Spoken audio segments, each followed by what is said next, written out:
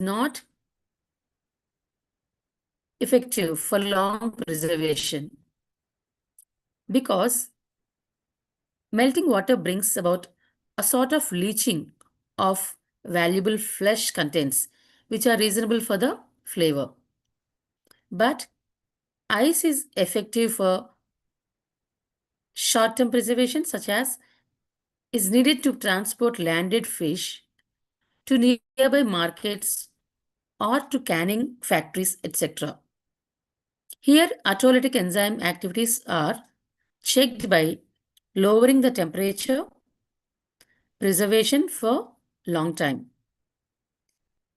preservation of long duration. In this, the fishes are passed through cleaning, gutting, conservation, and storage. Cleaning During cleaning, they are washed thoroughly in cold, clean water to remove bacteria, slime, blood, feces, and mud, etc. from the body surface of the fish. It is being done under proper sanitary condition. If you look at the picture, we can understand how the fish is getting rotten because of all the pollutants in the water.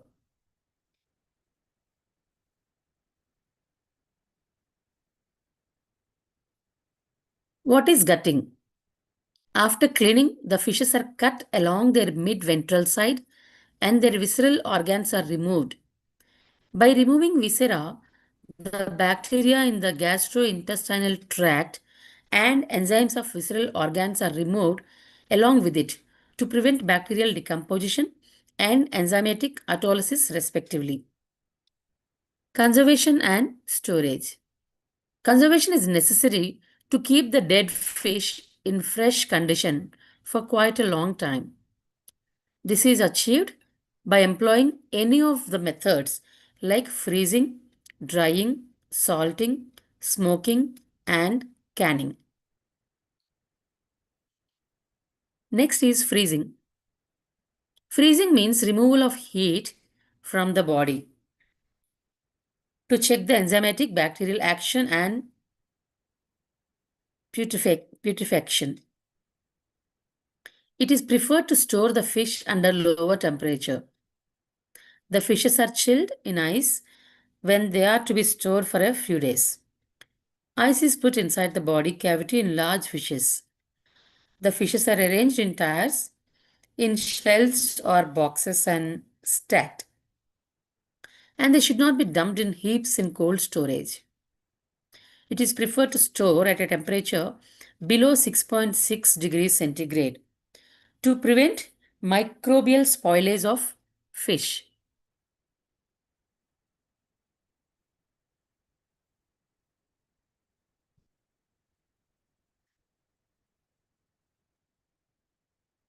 This picture shows how the fish are canned, preserved in the tins and cans, and even in the glass bottles.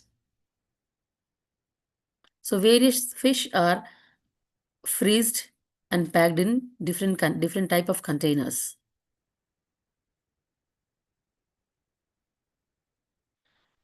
So the fishes are arranged in tiers in shelves or boxes and stacked. And it is always preferred to store at a temperature below 6.6 degrees centigrade to prevent microbial spoilage of fish.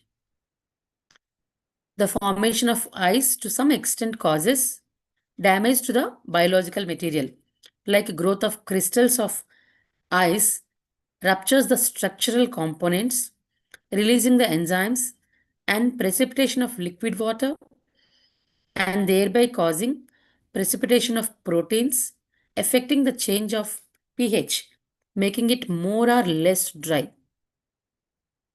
The ice formation is initiated when the temperature of fish is lower to about -1 degree centigrade, with a change in the concentration of inorganic and organic compounds.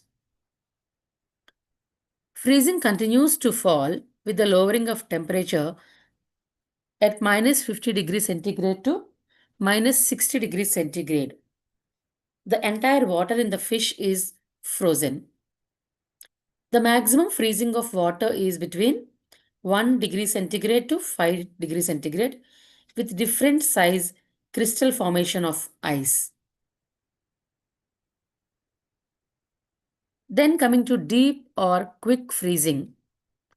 When the fish is intended to be stored for a long period, quick freezing is preferred, which inhibits bacterial action. During quick freezing, every part of the product comes within the range of 0 degrees to minus 5 degrees. Properly frozen fish at minus 20 degrees centigrade retains its physical properties and nutritive values for a year or more and is almost as good as fresh fish. Small size crystals need short time for freezing, less time allowed for diffusion of salts, and evaporation of water and prevention of decomposition are some of the advantages in quick freezing. There are three ways of effecting quick freezing. One is direct immersion of fish in the refrigerating medium. Then indirect contact with the refrigerant through plates. Then forced convection of refrigerated air directed at heat transfer surfaces. There are several methods of quick freezing. Among the various types of quick freezing, plants installed in India, the carrier air blast type is widely used.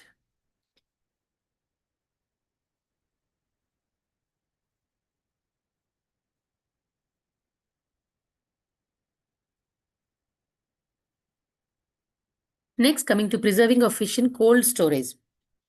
It is practiced on a small scale in India. The West Coast has a large number of freezing plants at places like Bombay, Mangalore, Cochin, Trivandrum, where freezing of prawns, lobsters, or frog legs are undertaken.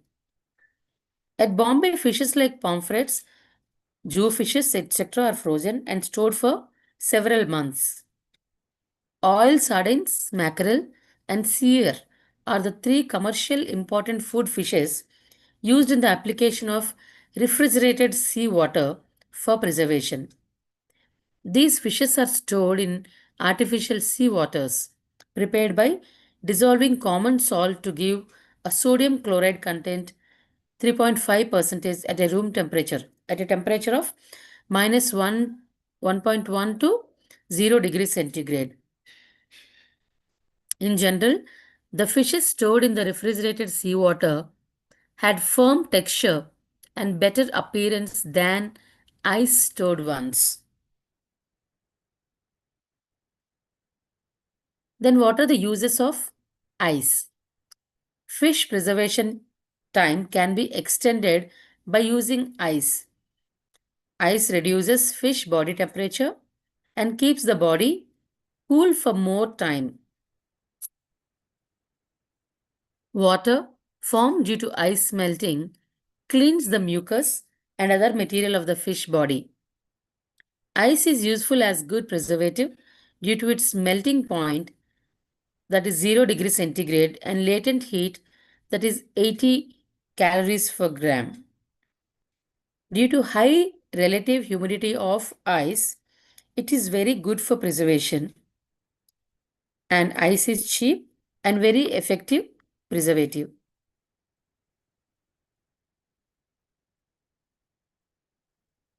Then we'll see what is freeze drying. This is modified deep freezing, completely eliminating all chances of denaturation. The deep frozen fish at minus 20 degrees centigrade is then dried by direct sublimation of ice due to water vapor with any melting into liquid water. This is achieved by exposing the frozen fish to 140 degrees centigrade in a vacuum chamber. The fish is then packed or canned in dried condition. Any loss of flesh contents by way Leaching during melting of ice is thus avoided. The product is quite fresh, looking in appearance, flavor, color, and quality.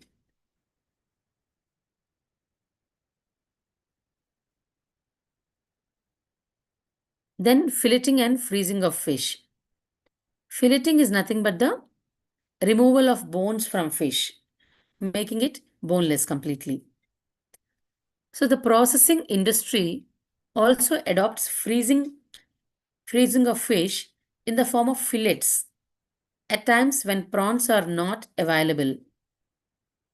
Fillets are nothing but the strips of flesh cut parallel to the backbone of the fish. Fishes they like milkfish, catfish, perches, mullets, carps, eels, etc. are suitable for filleting and freezing. Filleting can be done by hand, which is economical, or by using a filleting machine. Fillets may be with or without skin, and it fetches a much higher price in the luxury market. Fillets are dipped in brine to enhance their appearance and to reduce the amount of drip, and it also gives a salty flavor. The freezing of fillets can be an individual quick freezing of block freezing. After dropping in brine, the fillets are wrapped in polythene sheet and frozen in contact plate freezer at 35 degrees centigrade to minus 35 degrees centigrade to 40 degrees centigrade. In block freezing, the fillets in known weight of 2 kgs are packed in polythene bags lined with wax, and sufficient quantity of glazed water is poured to cover the fillets. The fillets are put in a freezer at minus 30 degrees centigrade to 40 degrees centigrade and stored at minus 23 degrees centigrade.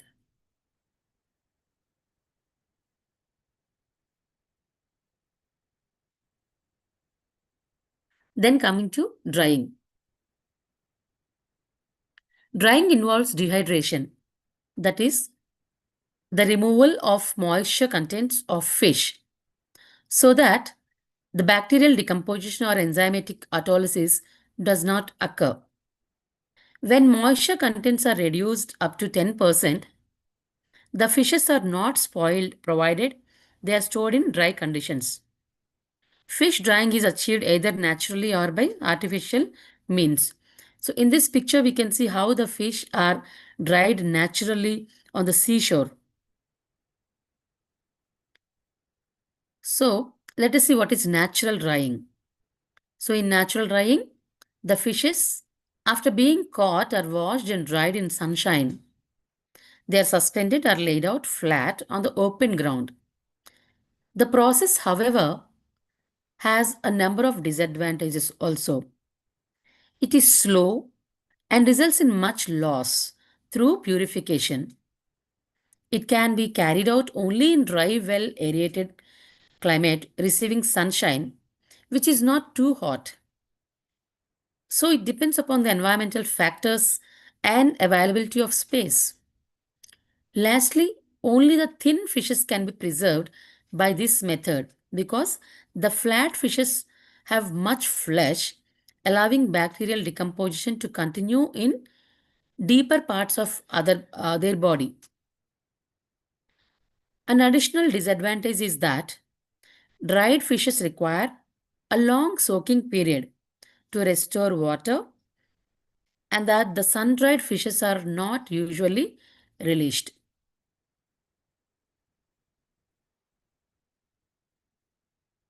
So this is the picture that shows the artificial drying. So the previous one we have seen the natural drying. This is the artificial drying.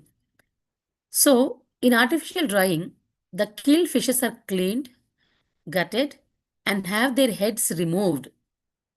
They are then cut lengthwise to remove large parts of their spinal column. followed by washing and drying them mechanically.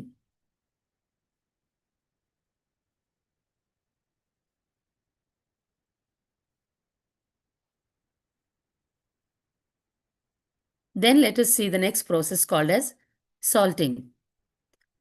So salting is a process where the common salt sodium chloride is used as a preservative which penetrates the tissues, thus checks the bacterial growth and inactivates the enzymes.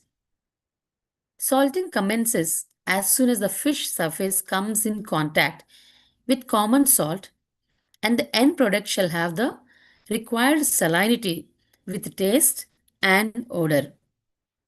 Some of the factors involved in salting of fish which play an important role are nothing but the purity of salt, quantity of the salt used, method of salting, and weather conditions like temperature, etc.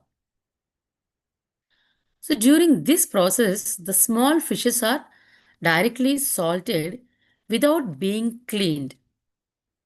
In the medium and the large sized fish, the head and viscera are removed and longitudinal cuts are made with the help of knives in the fleshy area of the body. Then the fish is washed and filled with salt for uniform penetration through the flesh. Large fishes like sharks are cut into convenient sized pieces. Generally, sardines, mackerel, seerfish, catfishes, sharks, and prawns are used for salting. The salt used should be pure common salt so as to keep the quality of the fish fresh.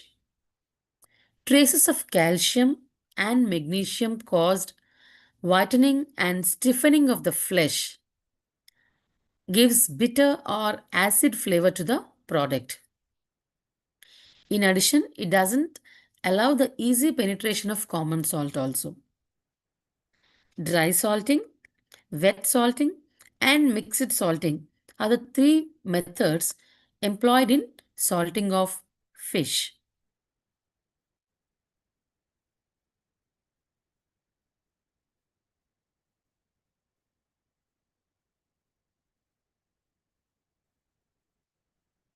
Next, let us see what is dry salting. In this process, the fish is first rubbed in salt and packed in layers in the tubs and cemented tanks. The salt is applied in between the layers of fishes in the proportion of 1 is to 3 to 1 is to 8 to the fish. The proportion of salt varies with the fish since the oily fish require more salt. At the end of 10 to 24 hours, the fishes are removed from the tubs and washed in salt brine and dried in the sun for 2 to 3 days. Large fish lose about one third and small fish about one half of their dressed weights.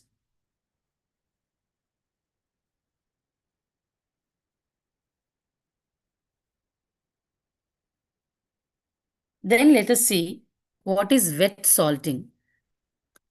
The cleaned fish are put in the previously prepared salt solution.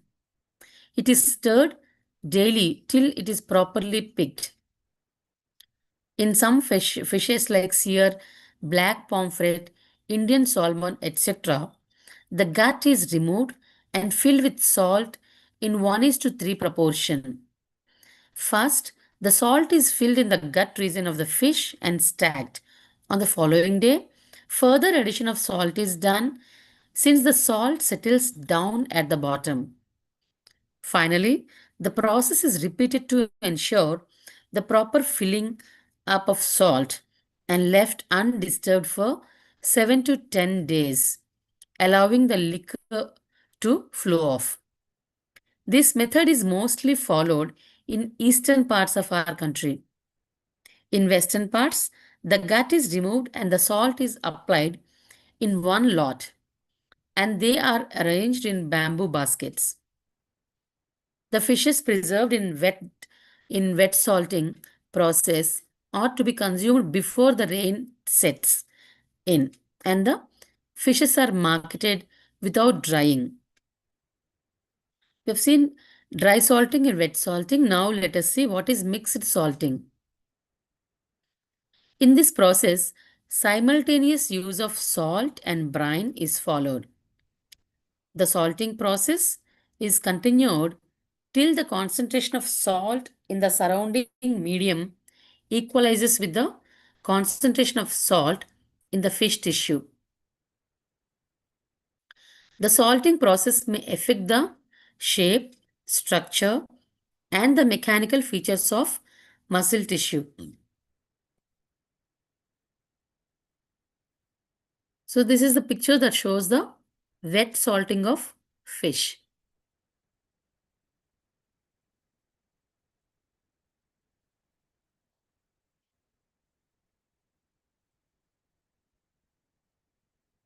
Next is pit curing. So, it is another process employed in south and southeast of our country. In this process, the fish treated with salt are buried in pits lined with leaves. After 2 to 3 days, they are removed and marketed directly.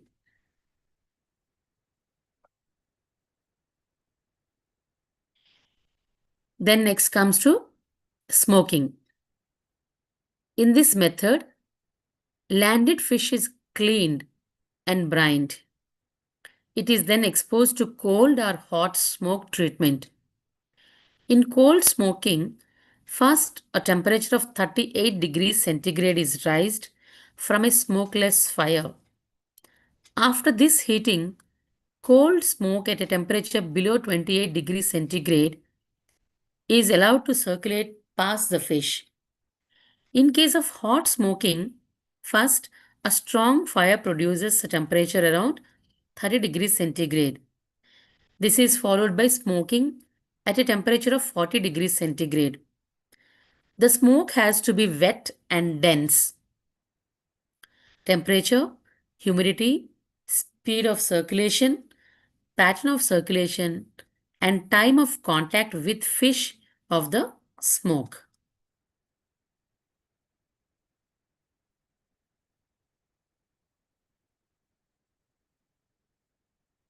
In this, the phenol content of the smoke acts as an antiseptic, and it also imparts a characteristic color and flavor. Some condensation of tars and resins also adds to the taste. Strict hygienic conditions are maintained throughout this process. For best results, fish are hanged on special structures in special installations called smoke houses. Some are produced by burning wood in the smokehouse itself, are conducted to it through pipes from the fire produced at a distance. For making fire and smoke, only hard wood like conifer wood, sawdust, etc. are used. Smokehouse has a chimney at the top for exit of smoke. It also has a number of galleries for hanging fishes. The smokehouse is made of fireproof material and is very well insulated to retain the heat.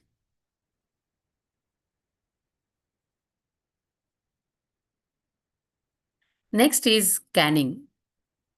Canning is a method of preservation in which spoilage can be averted by killing microorganisms through heat.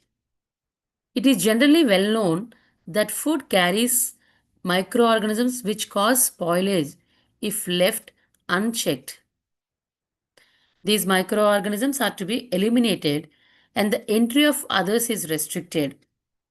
The canning process involves pre-treatment of fish, preparation of can, filling and closure of the can, technique of heating the filled cans to kill the microorganisms without damage to fish.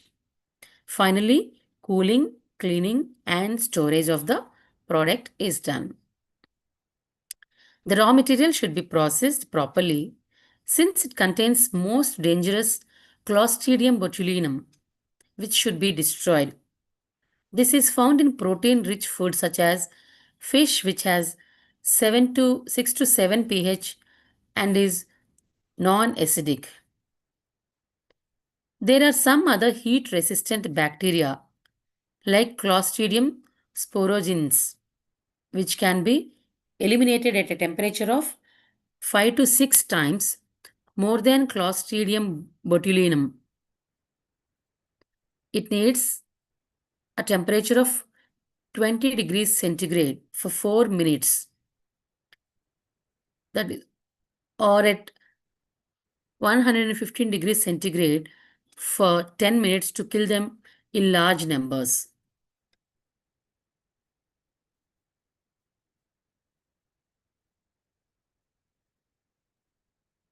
Next, look at the cans. What type of cans we are using for preservation?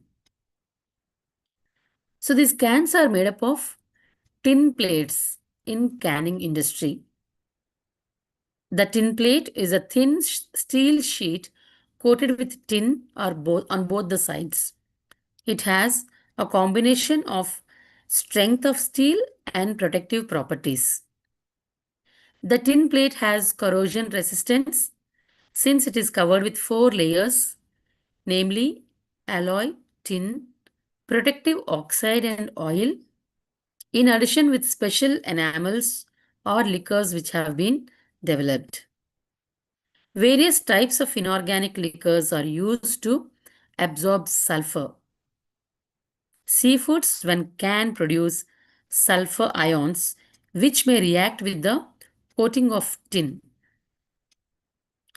These sulfur ions are not detrimental to health but affect the appearance of the product.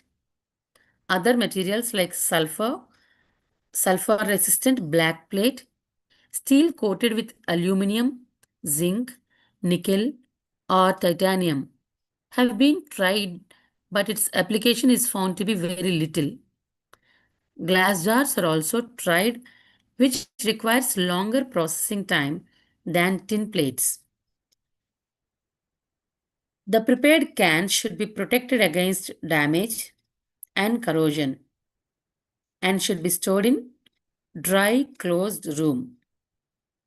The can should be thoroughly washed with boiling water before tilling to avoid dust and microorganisms, if any, present in the tin.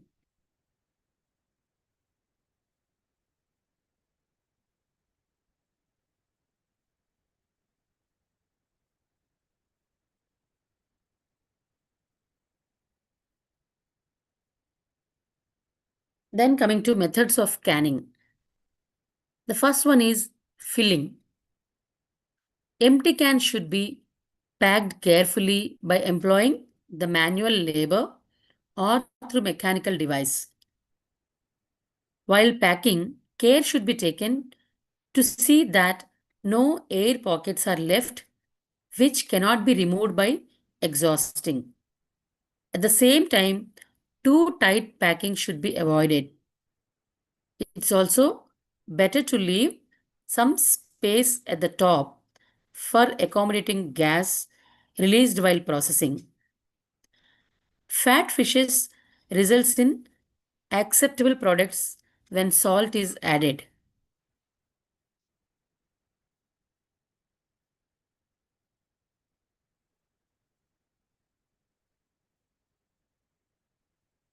Non-fatty fishes call for special additives to improve flavor and texture. Brine is used when fish is not salted properly as an additive for enhancing flavor. Monosodium glutamate is used as additive for canned fish at a concentration of 1.6 grams per kg of fish.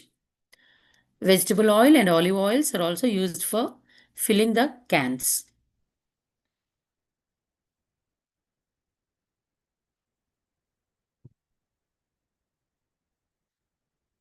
Next is exhausting. The air and gas from the can should be removed before its sealing process.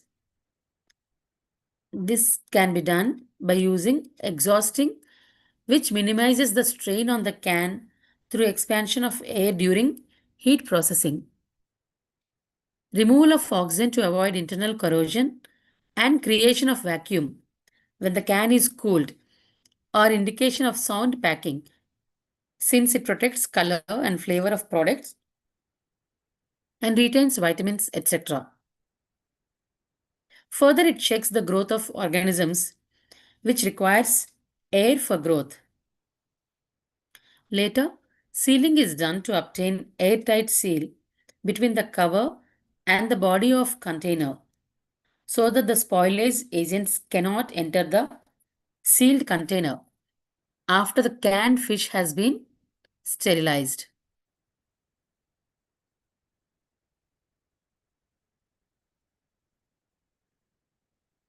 Then microbial spoilage.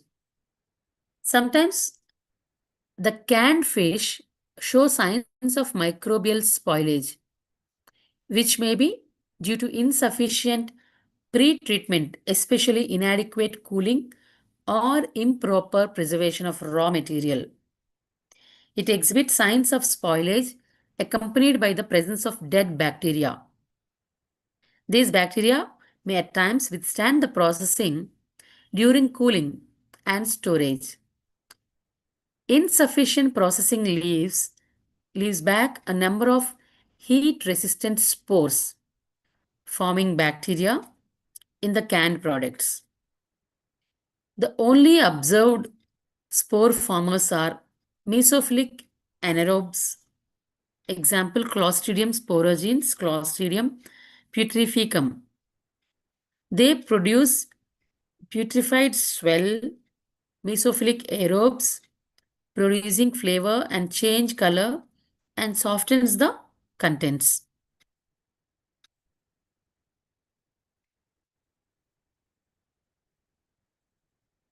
Finally, the canned product is thoroughly examined by various methods like examining the product organoleptically, chemically, and microbiologically for the quality of final product. Then it is properly labeled, which should exhibit the name of the product, meat contents, and any specific information if required. The processed cans can be stored at a room temperature, which should be just above the freezing point of canned products.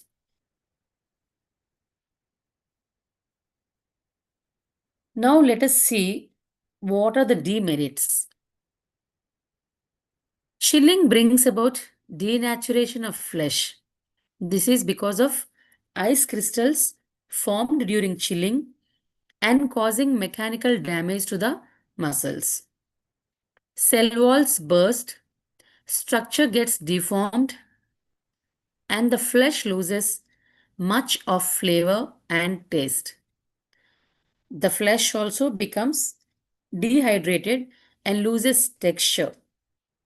If proper hygienic measures are not taken during the processes like washing, guttation, and evisceration, etc., more harm would be done to the preserved material owing to increase in the bacterial population. Incomplete or poor preservation leads to decarboxylation of histidine of fish flesh into histamine. Later, some other related substances, collectively called saurine, are the common causes of food poisoning. Drying reduces weight, nutritive value, and the digestibility of the flesh. Excess salting allows growth of salt-tolerant bacteria, causing pink eye spoilage of fish flesh. Salting combined with smoking results in loss of protein about 1 to 5% due to salting and 8 to 30% due to smoking. Smoking also accelerates rancidity. acidity of fat, and so reduces digestibility of fat products. Canning leads to much loss of vitamin B, pantothenic acid, tyroxyl glutamic acid, and vitamin C.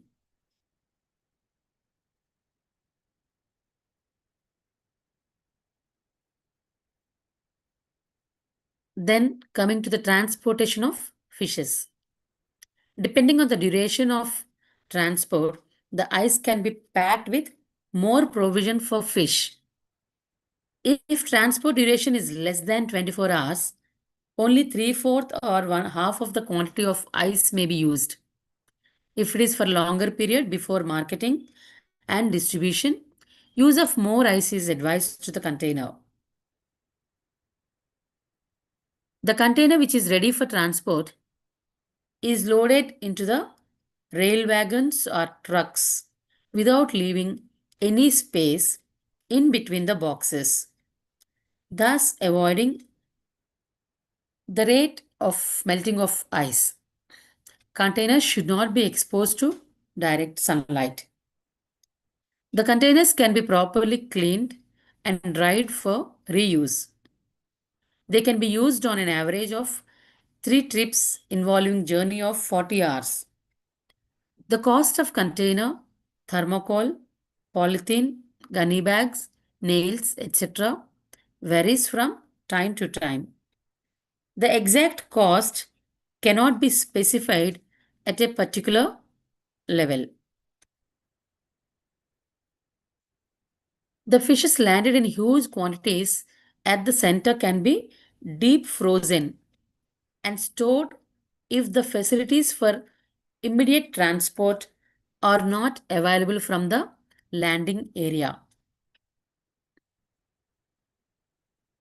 The freezing can be done in metallic trays, partitioned to hold the fish of 2.5 to 3 hours at the frozen blocks, removed from the trays and packed immediately in the container. This type of freezing facility facilitates small size fish like sardine, mackerel, etc., while air blast freezer or tunnel freezer is used for large size fish individually. This method is better for transportation involving journey of 2 to 3 days.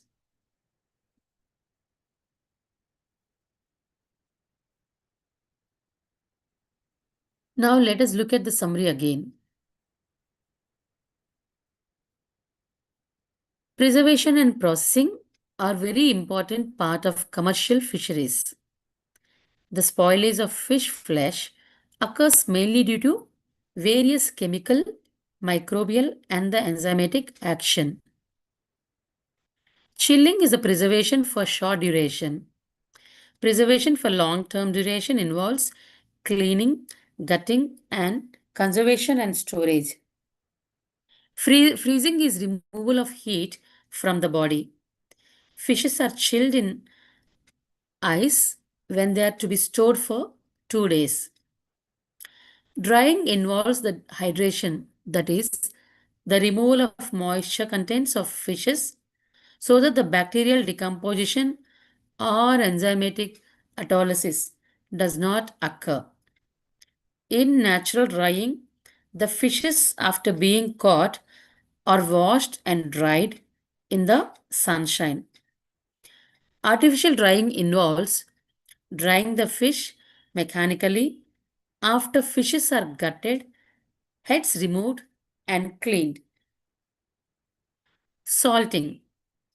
Salting is a process where the common salt is used as a preservative, which penetrate tissues.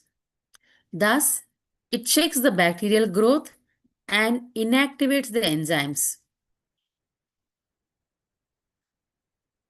In dry salting, the fish is rubbed in salt and packed in layers in tubs and cemented tanks.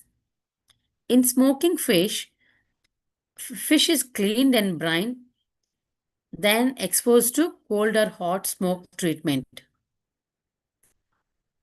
Smoking, the phenol content of the smoke acts as an antiseptic, and it also imparts a characteristic color and flavor.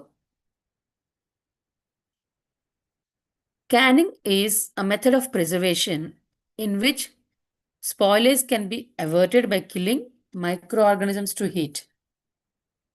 The important methods of economic utilization of fresh fish involves in transportation. Nowadays, fish transportation is advanced, making it more possible for distribution of fresh fish by establishing cold storages, ice plants, use of modern containers, refrigerated vehicles for the fast movement of fish. So, with this, we have come to the end of the chapter, and mostly these are the questions that are asked in the exam. For example, write about causes of spoilage of fish, write about methods of preservation, write in detail about quick freezing, write in detail about salting of fish, write in detail about canning of fishes, describe the transport of fishes, write about freshness of fishes, uses of ice in freezing, freeze drying, filleting of fishes, then write a short note on normal drying of fishes, what is dry salting of fishes, explain wet salting of fishes, explain smoking of fishes, what is exhausting in canning of fishes, describe microbial spoilage, describe demerits of fish preservation. Hope you all have understood. Thank you.